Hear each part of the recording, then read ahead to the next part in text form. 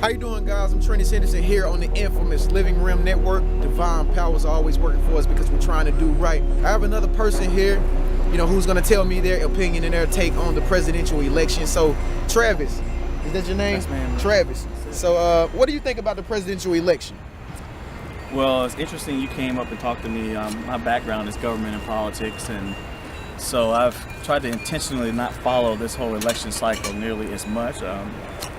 I have not been very encouraged or excited by either candidate. I do find myself encouraged that people are becoming a little bit more in tune with what's happening around them and why it's important for them to engage. The results are what they are. Someone who's worked on many campaigns in my life from the East Coast and on the West Coast as well, and I've had some victories and losses. I personally wake up remembering that I'm a black man first and foremost. So at the end of the day, it's a great thing to win, it's sad to lose, but I wake up remembering that I have to take care of myself and my family, and that the world is still going to perceive me as who I am, which is primarily by the color of my skin.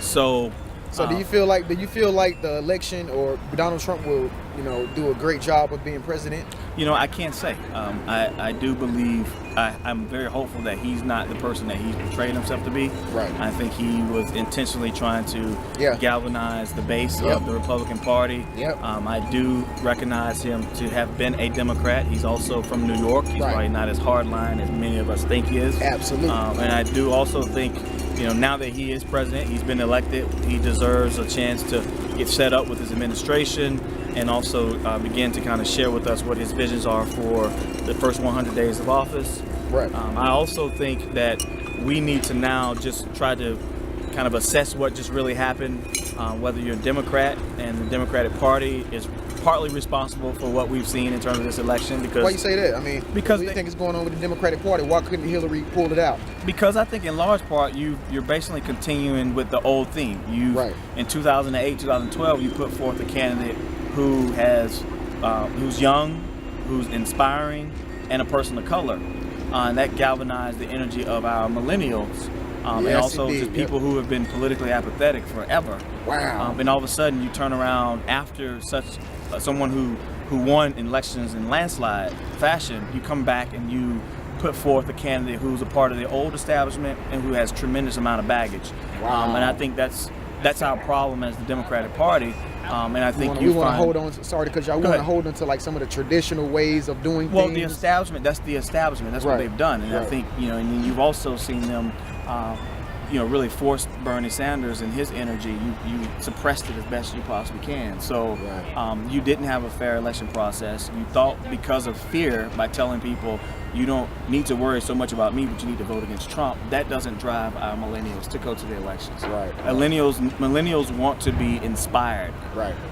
And the prime example was given to you just in your most previous elections, but you refuse to take heed to that, and you decide to put forth another retread candidate who's been in the political sphere for 30 plus years and who has tons amount of baggage. So to me, you're intentionally not trying to listen to the people. Right. And so you suffer the consequences. Right. And now, see, I'm a guy, I talk to people every single day, folks, and you guys know this. 1 out of every 10 people that I run into voted for Trump. I mean, everybody around me voted for Hillary that I can possibly imagine. I can't think of nobody that I ran into that voted for Hillary. But when I saw those poll numbers, when I saw that red highlighting up on that United States map, it kind of made me wonder who was really voting for Trump. I mean, how do you think these numbers play a role? What about that? Funny you say that, brother. It's crazy. Who voted for him, man? Let me give you some examples. If you said you've talked to, 1 out of every 10 persons say they voted for Hillary, it feels like it. It feels like it. Maybe they went to the polls and picked otherwise. Of course, that's what happens. Right. So, polling today, and I've commissioned polls in my previous life, working on campaigns and working with elected officials. So you can get polls to look the way you want them to look, right? But you also have a problem now because of cell phone lifestyle. Individuals don't have home phones. You have a millennial base of individuals who are not frequent voters, and so they're not often polled. So that skews up your totals. But you also find that individuals are not being very trustworthy and truthful up front to tell you who they're supporting because of the fact that, I'll give you some examples. I mean, I grew up in South Carolina, and I witnessed elections where there would be black people running for office who would be very qualified, very respectable in terms of the community, black and white, appreciating them, and they're in an election, and the polls may come out and say it's close. Yeah. But when you actually go to the actual election day, the person loses by 20 and 30, 40%. Right. So that's that phenomenon of an individual telling you one thing because they don't want to appear to you as racist.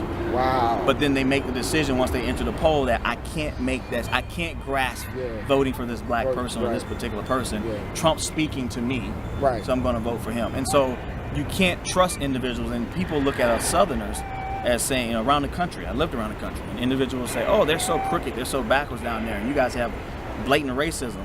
But I'd much rather know where you stand up front than you pulling my wool and telling me things are great, meanwhile you're sticking me. Right. There's no place in this country where black people are not in a depressive state, and the communities are in shambles, and the schools are not good. Right. So you have states that are ran by Democrats, you have states that are ran by Republicans, we've had a Republican administration in the presidency, and we had Democrat administrations. Right. There is not a community in America with black folks in it that does not struggle. So therefore it tells you we have problems with both parties, and we can't put ourselves in that basket. Right. We do have problems with both parties, and that's why we must come together, as a whole, as a collective consciousness, and see, everything eye to eye, Republican and Democrat. And that's what this is all about, everybody coming together, because you know what? If it was really about racism, President Obama would never have stepped foot in the White House. Come on, think about it. We had a guy that he was facing, Mitt Romney, very prominent Republican figure. However, the United States of America chose Barack Obama, a black person, a colored person, to be the president of the United States. Now, in this election, it's the first woman versus Donald Trump, a great, well-respected businessman. But we don't want to go back to the Democratic Party. Was that the case? Who knows? We'll let you decide. Again, it's me and Travis here. We're out here having a wonderful day. This is the infamous Living Room Network. New videos every single day. I'll see you next time. Peace.